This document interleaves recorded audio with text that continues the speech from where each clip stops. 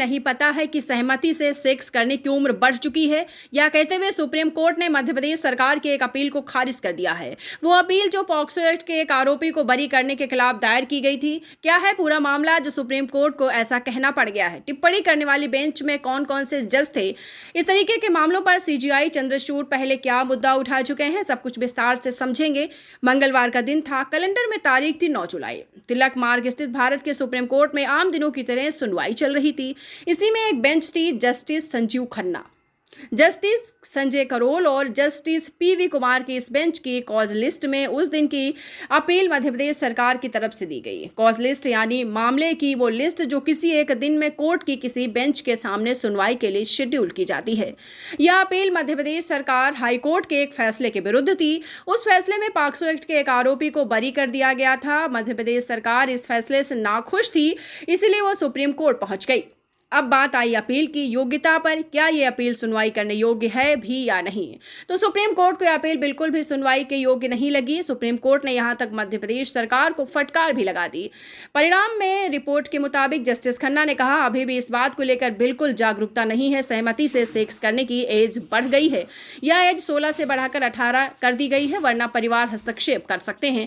विरोध करते वक्त परिवारों को यह कहना चाहिए कि 18 की उम्र तक यह करने से रुक जाओ। इस टिप्पणी के बाद सुप्रीम कोर्ट ने अपील खारिज कर दी। एक बात पर ध्यान देना चाहिए कि भारत में एज ऑफ कंसेंट बढ़ा दिया गया है। 2012 में इस उम्र की सीमा को 16 साल से बढ़ाकर 18 कर दिया गया था, जब protection of children from sexual offences act जैसे पॉक्सो एक्ट लागू हुआ था। इसी के बाद ही इंडियन पेनल कोड यानी आईपीसी में भी संबंधित बदलाव कर दिए गए थे। पॉक्सो एक्ट में सुनवाई और ट्रायल करने में एक बड़ी समस्या होती है, जैसे जुडिशरी के कई सदस्यों ने पहले भी उठाया है। जब नाबालिग लड़कियां प्रेम संबंधों की वजह से अपने पार्टनर के साथ सहमति से सेक्स करती हैं तो उसमें अपने पार्टनर्स के खिलाफ कार्रवाई होती है।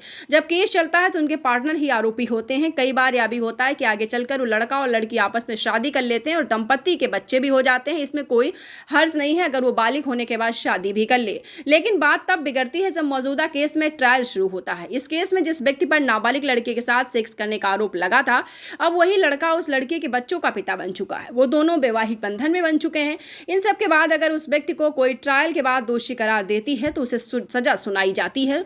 वही लड़की परेशान होगी क्योंकि उसका पति जेल चला जाएगा। उसके बच्चे भी परेशान होंगे अपने पिता के जेल चले जाने से। इसलिए ऐसे मामले में कोर्ट की दिक्कतें बढ़ जाती हैं। सिर्फ सुप्रीम कोर्ट ही नहीं, अन्य कोर्ट के सामने भी यह दिक्कत आती रहती है और अभी भी है, जिन्हें जजों ने पहले भी बताया। इसी सिलसिले में थोड़ा पीछे चलें तो दिसंबर 2022 में सीजीआई दीवा चंद्रचूड़ ने इस बारे में बात रखी थी। सीजीआई ने कहा था कि एक्ट के अंतर्गत वर्तमान एज ऑफ कंसेंट जजेस के लिए कई मामलों में न्याय दिलाने में मुश्किल सवाल खड़ा करती है। इसी तरीके से जो परेशानी बढ़ती जा रही है उस पर लेजिस्लेचर को ध्यान देने की आवश्यकता है। एज ऑफ कंसेंट यानी सहमति से सेक्स करने की उम्र और लेजिस्लेचर यानी संसद और विधानसभा जैसे जो कानून बनाने का काम करते हैं उन्हें पर ध्यान देना चाहिए। मध्य प्रदेश हाईकोर्ट ने भी 2023 में केंद्र सरकार से गुजारिश की थी कॉन्सेप्ट को घटाकर 16 साल कर दिया जाए। ये कहते हुए इससे किशोर लड़कों के साथ अन्याय हो रहा है जो सहमति वाले रिलेशनशिप में आते हैं। जहां एक और यह बात न्याय बॉडीज उठाती रही है, वही दूसरा पक्ष भी है।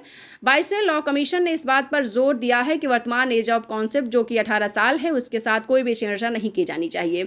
इसकी जगह कमीशन ने पॉक्सो एक्ट में कुछ बदलाव के सुझाव दिए हैं, कुछ ऐसे बदलाव जिनसे उन सिचुएशंस को देखा जा सके जहां सहमति बन चुकी है, भले ही कानूनों की नजरों में वो सहमत न हो। ये बदलाव खासतौर पर 16 से 18 साल तक के बच्चों के लिए किया जाना चाहिए। कमीशन का सुझाव था कि इस मामले को उतनी गंभीरता से ट्रीट ना किया जाए जितनी गंभीरता से इस एक्ट के अंतर्गत बाकी मामलों को लिया जाता है। अब ये मामला कोर्ट में आया है, आपने कोर्ट का पक्ष जाना, लेकिन आप इस मसले को क्या राय रखते हैं हमें कमेंट करके जरूर बताइए। पढ़ते रहिए fight against criminal daily newspaper. आज की खबर में बस इतना ही। वीडियो को लाइक करें और चैनल को सब्सक्राइब कर लें जिससे आने वाली वीडियो की नोटिफिकेशन आपको मिलती रहे।